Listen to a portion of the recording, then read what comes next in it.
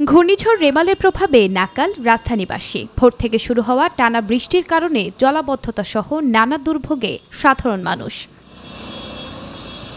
রেমালের প্রভাবে ভোররাত থেকেই মুষলধারে একটানা বৃষ্টি হচ্ছে রাজধানীতে, যা এখনও অব্যাহত রয়েছে।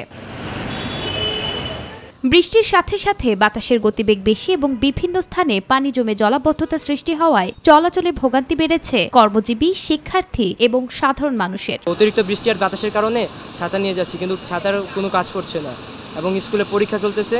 পরীক্ষা চলার কারণে আমাদের বাধ্যতা যা আসা যাচ্ছে। ভোগান্তি তো ভালোই, অনেকক্ষণ ধরে দাঁড়ায় আছে বাসের জন্য, বাসও পাওয়া যাচ্ছে না, ইভেন মেট্রো অফ ছিল অনেকক্ষণ ধরে। পানি বেশি হলে চালান চাইতে থাকে, মোটর নষ্ট হয়ে যায়, নানান সমস্যা।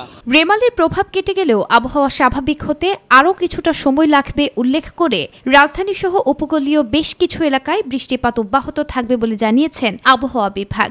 আজকে ঢাকায় যে গুড়ি গুড়ি বৃষ্টি হচ্ছে, আবার একটু ভারী বৃষ্টি হচ্ছে, এরকম দমকা বাতাস হচ্ছে, এরকম সারা দেশেই দেখা যাবে যে এই ধরনের বৃষ্টিপাত হবে। ঘূর্ণিঝড় রেমালের প্রভাবে রাজধানী ঢাকায় ভোররাত থেকে শুরু হয়েছে একটানা বৃষ্টিপাত। আর এই বৃষ্টিপাতের কারণে সৃষ্টি হয়েছে শহরের বিভিন্ন জায়গায় জলাবদ্ধতা। শিক্ষার্থী থেকে শুরু করে সাধারণ মানুষ চরম ভোগান্তিতে রয়েছে। সময় মতো অফিস ফিরতে পারছেন না এবং সেই সাথে জলাবদ্ধতার কারণে সৃষ্টি হয়েছে নানা দুর্ভোগের। সকলের একটাই দাবি, সিটি কর্পোরেশন যেন দ্রুত সময়ের মধ্যে এসব জলাবদ্ধতা নিরসনে কাজ করে। নুসরাত শারমিন, মাই টিভি, ঢাকা।